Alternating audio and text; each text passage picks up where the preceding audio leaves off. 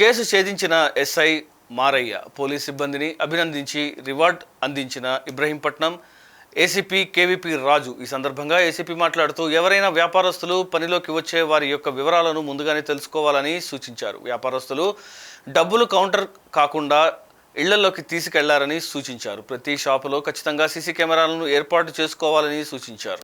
పేరు బట్టి వెంకటేష్ పవన్ వినయ్ కుమార్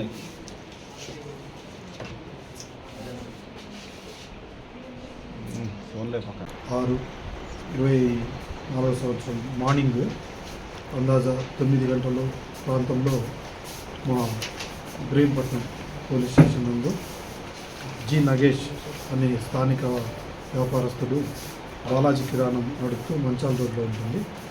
తను వచ్చి కంప్లైంట్ ఇవ్వడం జరిగింది.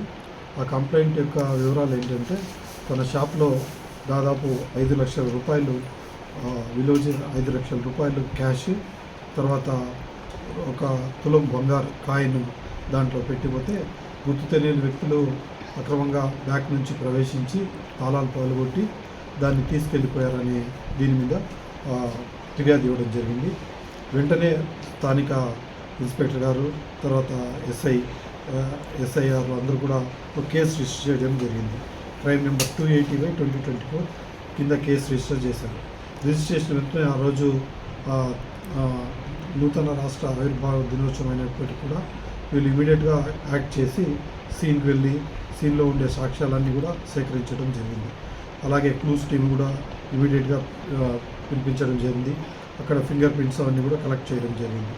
అయితే ఈ దీంట్లో అన్నీ చేస్తున్న టైంలో ఆ రోజు రాత్రి జరిగిన టవర్ డంప్ అవన్నీ కూడా తీసుకొని ఎక్కడెక్కడ ఎంతమంది కాల్స్ మాట్లాడారు ఇవన్నీ కూడా విశ్లేషణ చాలా సమయం పట్టింది.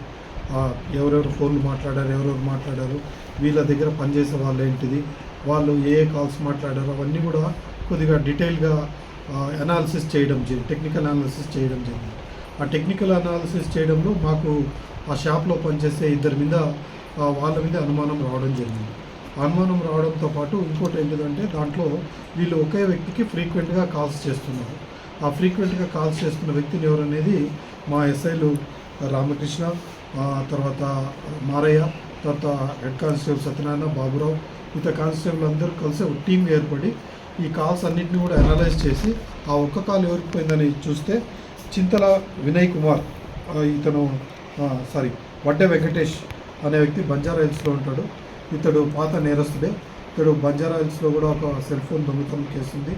అలాగే జడ్చర్లలో కూడా ఒక బైక్ దొంగతనం కేసు ఉంది.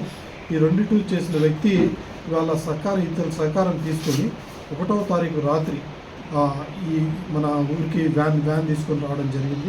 ఇకో వ్యాను TS12WE0284 అనే వ్యాన్లో వచ్చి దాంట్లో అన్ని వెనక నుంచి ఎట్లా ప్రవేశించాలో కూడా వీళ్ళందరూ షాప్లో డబ్బులు పెట్టిపోవడము ఇవన్నీ కూడా వీళ్ళకి ముందుగా తెలుసు. కాబట్టి ఆ షాప్లో పనిచేసే పవన్ కుమార్ అండ్ వినయ్ కుమార్ వీళ్ళిద్దరు కూడా అతనికి ముందుగానే బ్రీఫ్ చేసిండడం ఎలాగ రావాలనే దాంతో అతి సునాయాసంగానే త్వరలో కంప్లీట్ చేసుకొని దీంట్లో అమౌంట్ అంతా తీసుకోవడం జరిగింది. అయితే దీంట్లో షాప్ యజమాని కొద్దిగా కరెక్ట్గా లెక్క చూసుకోలేదు. ఆ లెక్క చూసుకోవడం వల్ల